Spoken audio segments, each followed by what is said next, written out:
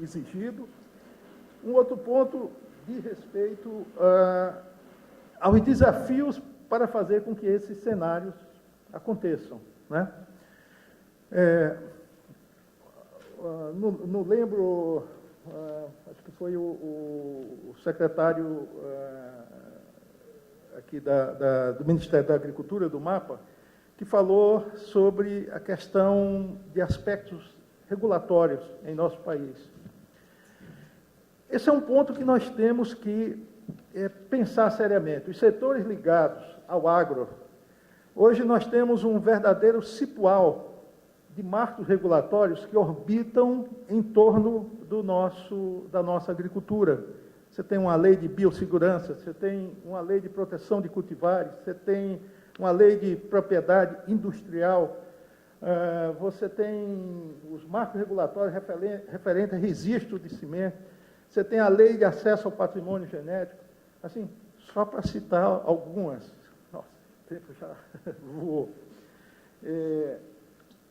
E tudo isso, quer dizer, você põe o pé lá fora, você já está no face-to-face com relação a esses marcos regulatórios que terminam dificultando, inclusive aqui o Brasil tem uma performance maior, porque os outros grandes players, além de terem subsídios que nós não temos para suas agriculturas, não têm todo esse cipoal de marcos regulatórios, né, que terminam fazendo com que a nossa performance seja diminuída.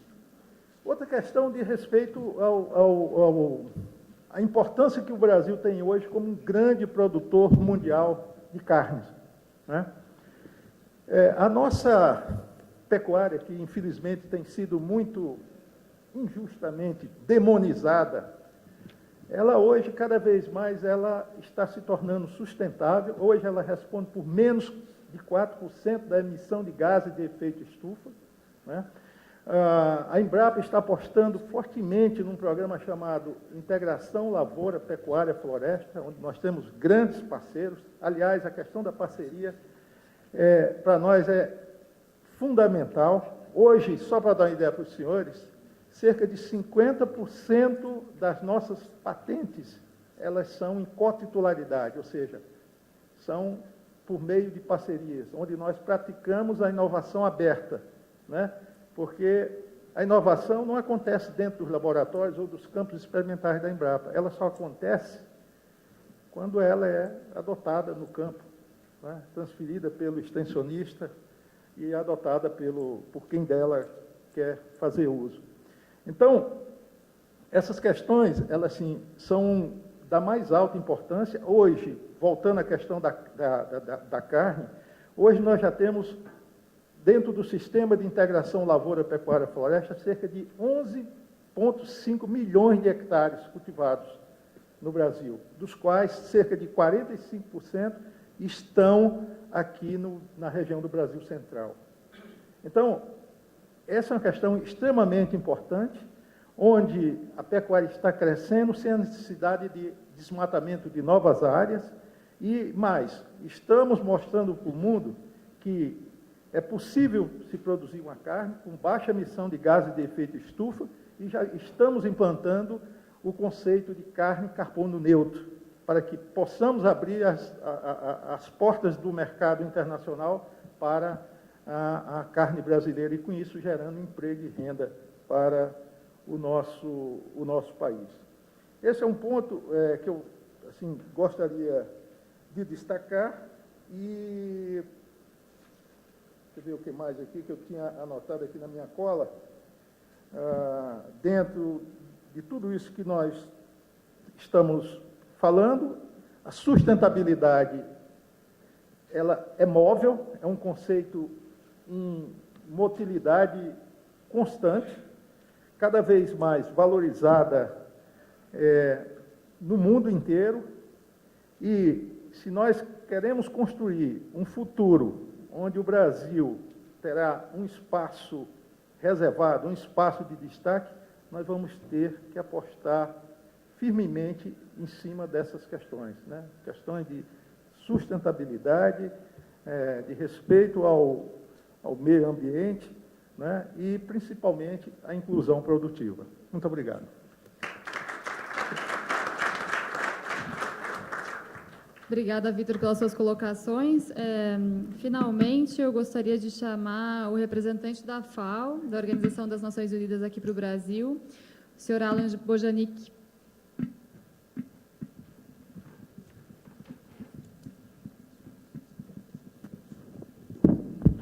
Boa tarde a todas, a todos.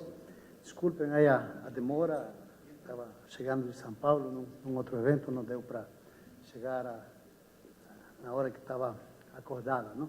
Mas gostaria de parabenizar o José Américo pela iniciativa, esse evento que já é uma tradição, muito aguardado por todos nós, então é impossível não poder estar presente, não? Muito obrigado e parabéns para todos os que organizaram o evento, não? Eu vou começar falando do consumidor. O consumidor, que agora virou uma questão estratégica, né? Já não é só questão de produzir, depois vou falar da produção, mas é importante lembrar que cada vez temos um consumidor muito mais exigente, um consumidor muito mais informado. Até as crianças agora já sabem ler os lembretes. Crianças de 10 anos, aqui está faltando potássio, aqui tem muito sódio, esse alimento.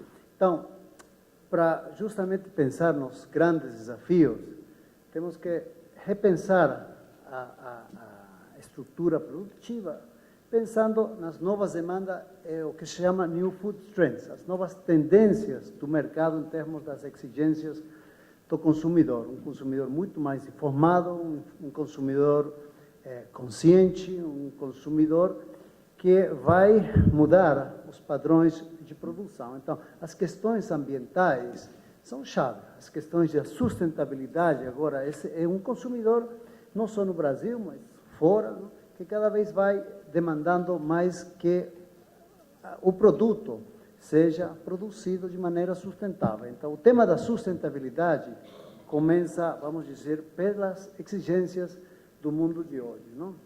Mas isso é só para ter presente como um dos desafios para o negócio, a agricultura familiar, que temos pela frente. Como adequamos nossas estruturas produtivas para lidar com essas exigências do consumidor, né?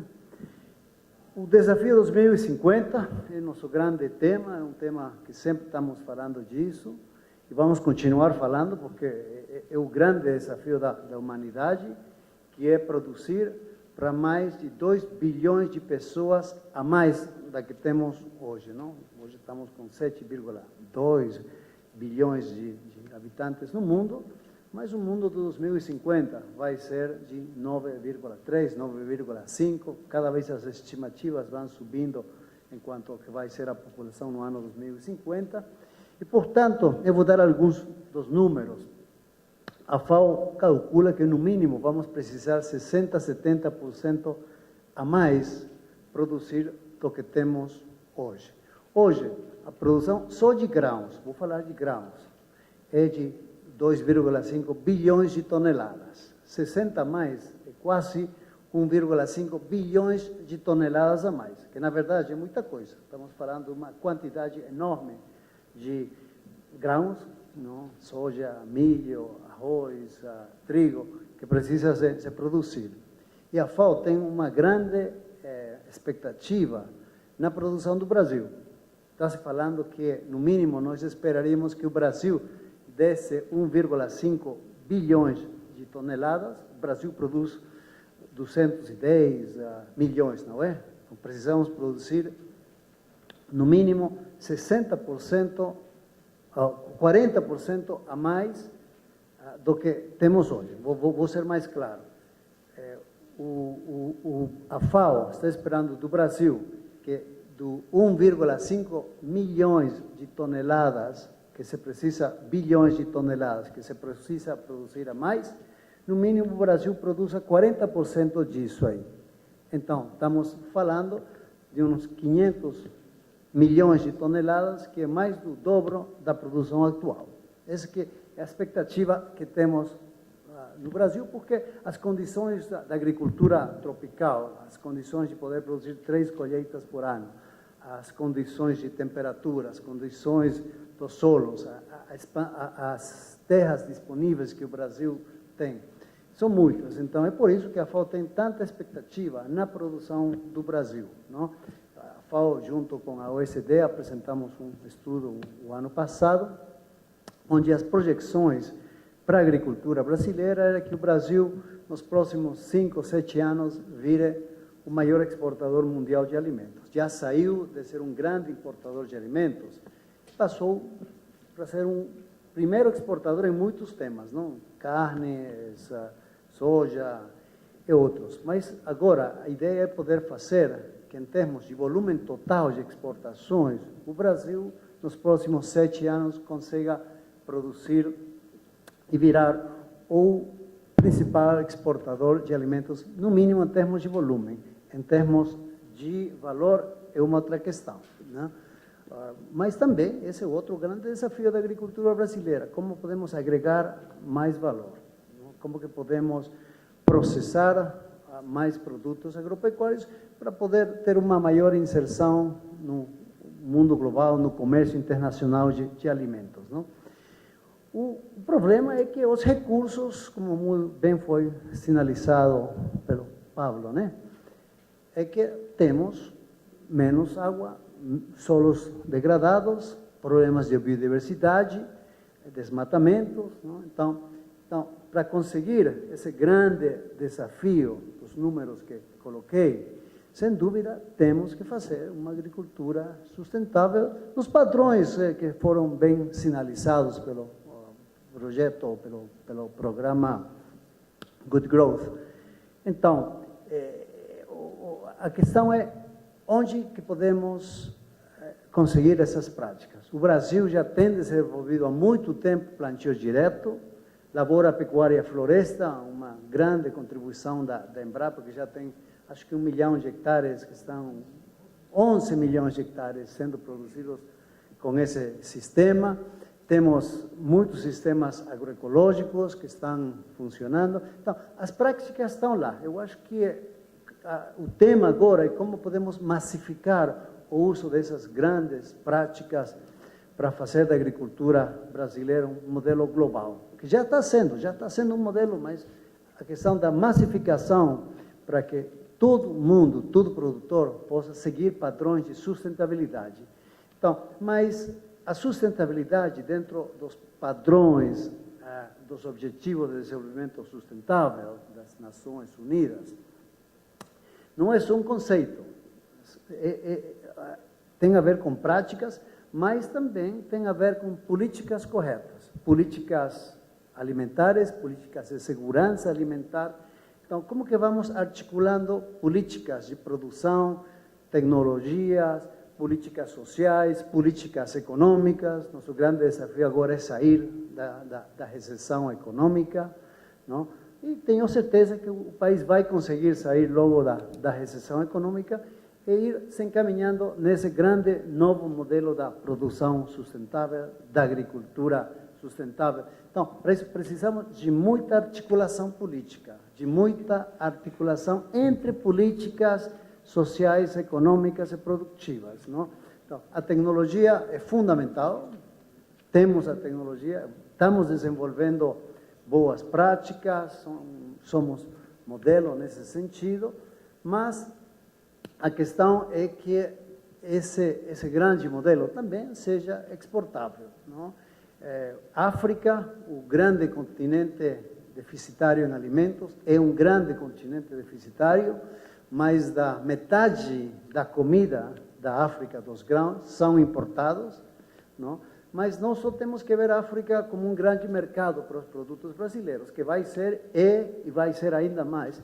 Temos que ver a África como um continente que também precisa do conhecimento que está sendo desenvolvido nestas latitudes. Então, a questão da solidariedade internacional é chave para poder ter um mundo sem fome, para poder ter um mundo sem pobreza, para poder ter um mundo que todos sonhamos de um bem-estar generalizado, não?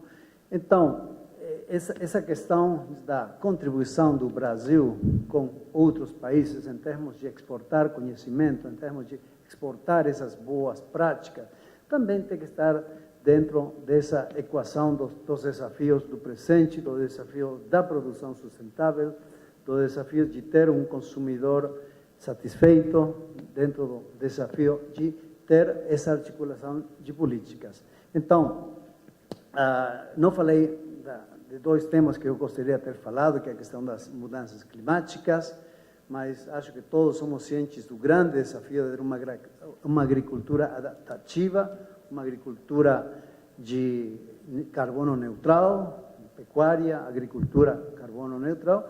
Também de um outro grande tema que é o desperdício de alimentos, que virou um grande tema, virou um tema, uma grande necessidade de, dentro da sustentabilidade, colocar o tema do desperdício, das perdas, da redução das perdas, um objetivo de política, um objetivo para que os produtores consigam reduzir muito mais o que é perdido hoje por conta das infraestruturas de armazenamento, das rodovias, da tecnologia que muitas vezes é utilizada na colheita, como também o desafio de ter um consumidor muito mais ciente do desperdício de alimentos e fazer que o consumidor, que nós, os consumidores, não tem ninguém que não seja consumidor, todos podemos ser produtores, mas também todos somos consumidores, fazer desse consumidor um consumidor que consiga reduzir ao mínimo o desperdício de alimentos. Esse é um grande tema da sustentabilidade,